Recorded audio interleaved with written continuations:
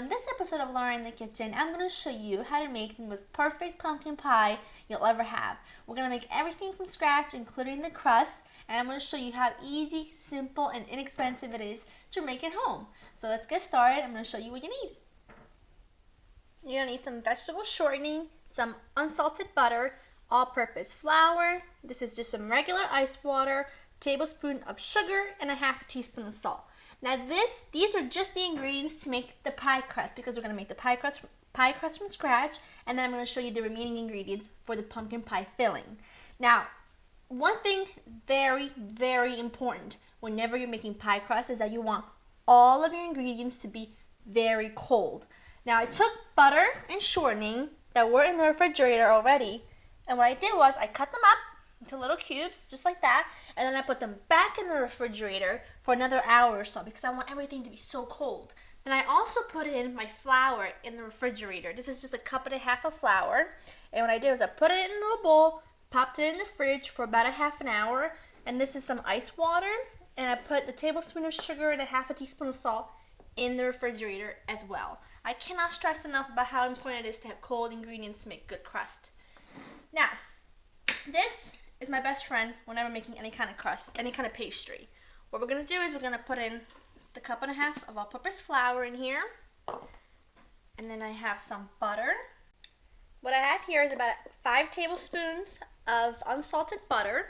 And I have here about a quarter cup of vegetable shortening. Now what I'm going to do is I'm going to put the sugar in and the salt.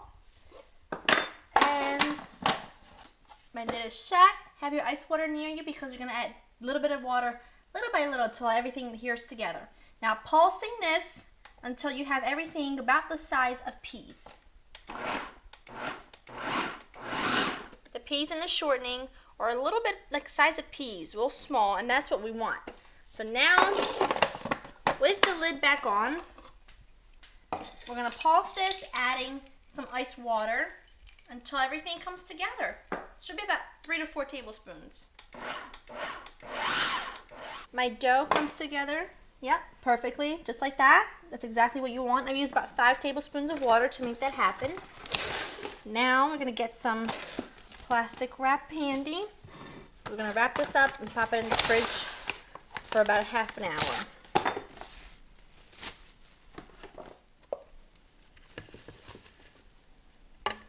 Here we go. Get everything in there. What we're going to do is we're going to work it quickly using the plastic wrap as a little guide until we have it all together in a ball, more like a disc. My dough is all together. Wrap it nice and tight in your plastic wrap, and this is going to go into your fridge for about 35 minutes. Okay guys, our pie crust is still in the fridge. I'm going to leave it in there until the last minute. I'm going to do my filling first and then grab it out. But here's what you're going to need for the filling. You're going to need a 15-ounce can of pumpkin puree, 3/4 of a cup of granulated sugar, 12-ounce can of evaporated milk, 2 whole eggs, tablespoon of pumpkin pie spice, half a teaspoon of salt, and some non-stick cooking spray. Now this, guys, is pumpkin puree, not pumpkin pie mix. Don't get those two confused. Now I just use a pumpkin puree in a can because it's easy. All the whole work is done for me. It's really inexpensive, and to tell you the truth, I don't have time to get a pumpkin and roast it and then puree it. It's too much work. So this just makes my life a lot easier. So I'm going to use a can of that.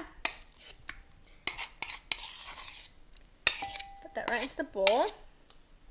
I'm going to use then the sugar, evaporated milk. Don't get that confused with the condensed milk. 2 whole eggs, a pumpkin pie spice, and salt. And we're just going to whisk this all together to combine and get it nice and smooth. The filling is done. Now grab my pie crust out of the fridge. I'm going to I have some all-purpose flour on hand because I know it's going to stick. So just like that. There we go. Put some on the top. on your rolling pin. You just don't want anything to stick. And just start rolling this out. Here we go. My pie crust is perfectly rolled out. Now I'm taking my nonstick cooking spray, spraying my pie plate. This is just a 9-inch pie plate. Now guys, make sure you have your oven preheated at 425 because this is going to go in right away. Now to put the pie crust onto the plate, I just have my rolling pin here. There's a little, whoops. Here we go. Don't stretch it out because it will go back to itself if you do that. So just guide it in. Just kind of trim here and leave about 1 inch because I'm going to make a little design, if you want to call it that.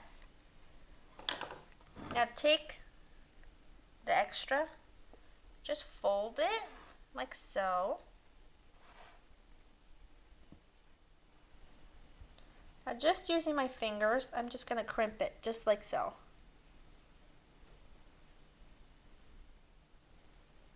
Here we go. Look at that beautiful homemade look. Okay. Filling in. I'm just going to use my spatula to get every last bit out. Okie doke. This is going to go into your preheated 425 oven for 15 minutes. Then you want to turn the oven down to 350 and cook it for another about 45 to 55 minutes. It should still be a little jiggly in the middle, so don't stress. Now my pie came out of the oven and I've let it cool for about 35 minutes. Then what you need to do is you need to put it in the fridge for about 2 to 3 hours. You want everything to like set and all the flavors really, really marry together because this, of course, pumpkin pie, as you know, is best served cold. So here you have it. It's perfect, very rustic and homemade. If your crust falls in a tiny bit like mine did, don't worry about it. That's the beauty of it. You made it from scratch, including that pie crust, which, by the way, you can make ahead of time, put it in the freezer for a couple months, and you have homemade pie pastry anytime you want it. So you can use it for apple pie, any kind of pie that you can think of. That's a perfect recipe. To get this recipe and other recipe guides, check out my website at www.laureninthekitchen.com, and I'll see you guys next time. Bye-bye.